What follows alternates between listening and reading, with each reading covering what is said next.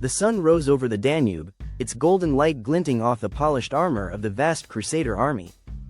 Beneath the fluttering banners of France, Hungary, and the Holy Roman Empire, thousands of knights and foot soldiers stood ready, their weapons sharp, their spirits high. At their head stood the proud and impetuous Jean de Nevers, son of the Duke of Burgundy, alongside King Sigismund of Hungary, the man who had called for this great crusade against the Ottoman Turks. It was the year 1396, and the forces of Christendom had gathered to push back the relentless tide of the Ottoman Empire. The city of Nicopolis, a formidable stronghold on the banks of the Danube, was their target. Inside, the Ottoman Sultan Bayezid I, known as the Thunderbolt, prepared his army for battle. He was a fearsome leader, his reputation forged in the fires of war, and he was determined to shatter the might of the Western Crusaders. The siege had begun weeks earlier.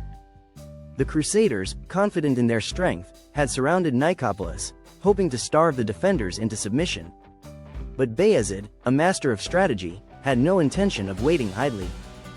With his swift-moving cavalry and disciplined janissaries, he led his army from the south, cutting off any retreat the Crusaders might have considered. On the morning of September 25, the two armies stood face to face. The Crusaders, eager for glory, underestimated their enemy. The French knights, proud and reckless, demanded the honor of leading the charge. King Sigismund, a veteran of many battles, cautioned them against it, warning that the Turks would be prepared with traps and countermeasures. But the hot-blooded French, led by Jean de Nevers, scoffed at his advice. They would ride first, and victory would be theirs. With a blast of trumpets, the Crusaders charged. The ground trembled beneath the thunder of hooves as the French knights galloped forward in gleaming armor, lances poised for the kill. At first, the charge seemed unstoppable, smashing through the first ranks of Ottoman light cavalry. But Bayezid had anticipated this. Behind the light troops, he had hidden his hardened janissaries and battle-ready sipahis, waiting in the hills.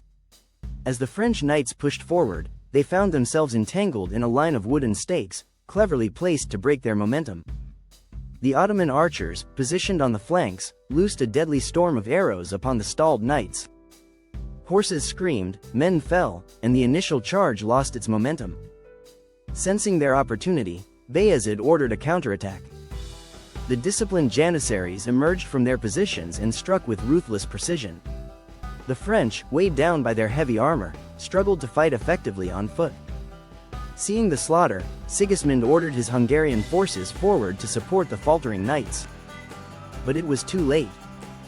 Bayezid had another trick prepared, hidden reserves of cavalry that now swooped down from the hills. The Crusaders found themselves encircled, their numbers dwindling as the Turkish forces closed in from all sides. King Sigismund fought bravely, but as the battle turned against them, he realized that defeat was imminent. His men were being slaughtered, the French knights either killed or taken captive. He had no choice but to retreat. Escaping to the Danube, he found refuge on a Venetian ship, which carried him away from the carnage. By nightfall, the battlefield was a gruesome sight. The once proud Crusader army lay in ruins. Thousands of knights and soldiers were dead, their shining armor now dull with blood. The captured nobles, including Jean de Nevers, were brought before Bayezid. Some were ransomed for immense sums, but others, particularly the common soldiers, faced a far grimmer fate. Bayezid, enraged by the arrogance of the Crusaders, ordered thousands of them executed. The Battle of Nicopolis was a catastrophe for Christendom. It shattered the illusion of Western superiority and marked a decisive victory for the Ottoman Empire. Europe would not launch another major crusade against the Turks for many years. And as the survivors returned home, they carried with them tales of the wrath of Bayezid, the Thunderbolt, and the crushing defeat that had unfolded on the banks of the Danube. For the Ottomans, it was a moment of triumph, solidifying their dominance in the Balkans.